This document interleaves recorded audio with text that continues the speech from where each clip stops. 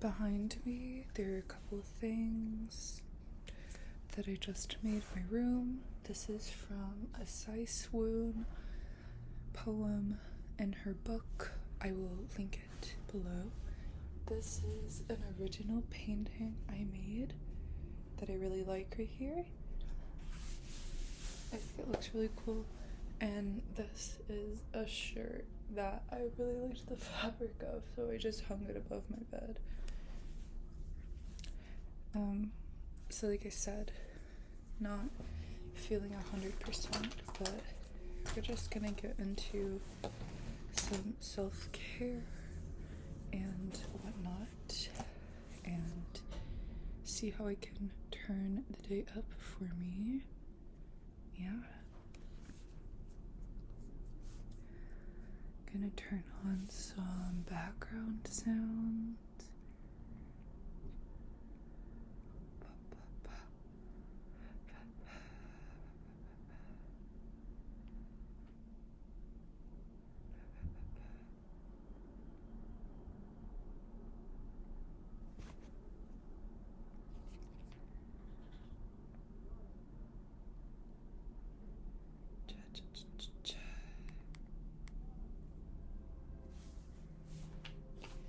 I'm just gonna start by putting this on. I've been thinking a lot recently about the ways I neglect myself and replace my wants with other people's expectations or wants from me. I think a big part of this stems from settling with certain things post-graduation. I just received my BFA last May, and now trying to figure things out is very exhausting because I want to make money, you know? I want to feel secure and safe so I can pursue my dreams, but it's really difficult.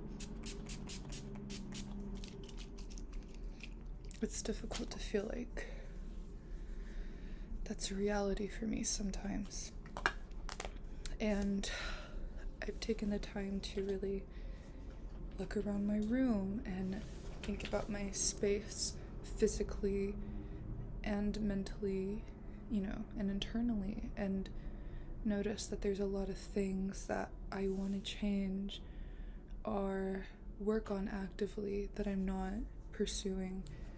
And a lot of it comes from childhood, as many people would assume. You know, that's a place where I remember wanting certain things for myself or trying certain things, but I never felt really supported when it came to things I actually wanted to do. It kind of went back to maybe what my parents thought I would be good at or what I could do in the moment. My parents didn't have a lot of money, but also they had a lot of their own wounds to work through that they didn't, and that affected me as an oldest child. I remember being pretty strong-willed and definitely having things I really enjoyed doing or was really interested in. For example, I was really interested in reading about philosophy. I went to a Christian school for most of my life, so I was really interested in exploring new philosophies and religions because I've only been accustomed to one. But that never really felt like something I could pursue or something that people were open to teaching me. And in many ways I felt very sheltered from that.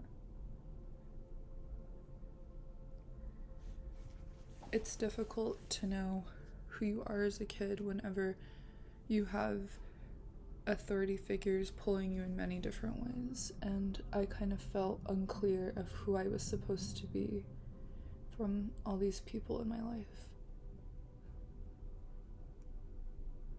And I wasn't sure what to make of myself or what it was okay for me to believe in. And as a result, when I was in high school and had to make a decision for myself of who I wanted to be and what I wanted to do, I had a few loose ideas, but nothing really concrete. And it's because I had never really been told to or encouraged to follow my passions. I didn't know what that looked like. I didn't have a good role model for that in my life. And I grew up around a lot of the same kids and a lot of the same teachers, and some of them were great, but a lot of them were toxic for me at the time. And a lot of the beliefs I was being taught were toxic for me at a young age, to be explored without the disclaimer of, it's just one religion and it's not the truth. And that's how it was taught to me, it was the truth, and I had to believe it, or there would be consequences.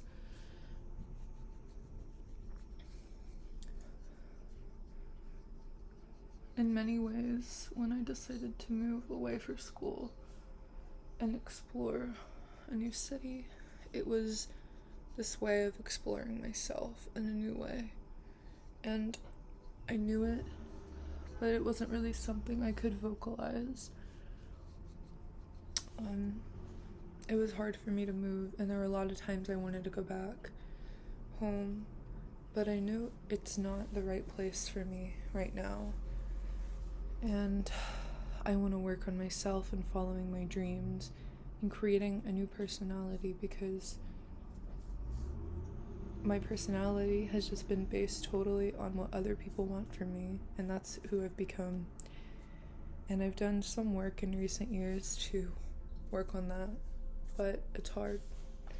And I feel like it's really easy for me to get sucked back into patterns and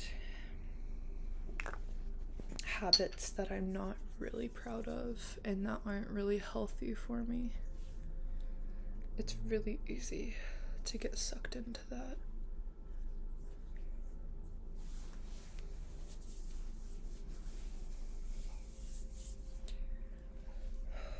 What I want to do to help myself, and some things I've been actively working on, is creating kind of like this script that I read to myself about things I want in the future, so I can set those goals for myself and images for myself concretely within myself.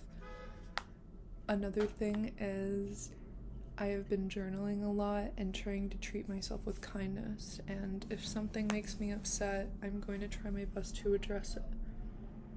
Sometimes I let those things pass, but I can't do that for my own mental health and well-being.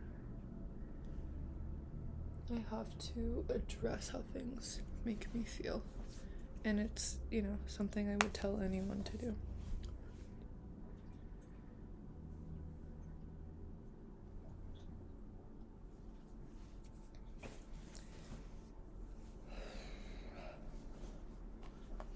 Life is kind of hard right now, but there's also a lot of really good things about it.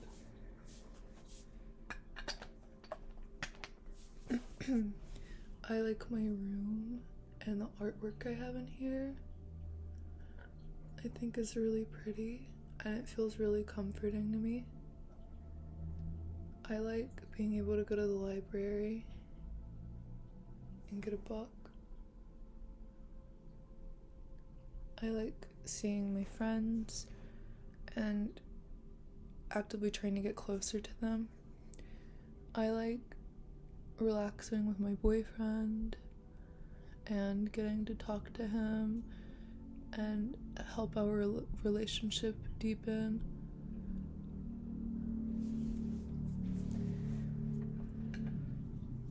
Today it was finally not 20 degrees in the morning, so I went to buy coffee beans, and I also got a bagel, and I sat outside and ate half of the bagel, and it felt really nice to do that for myself.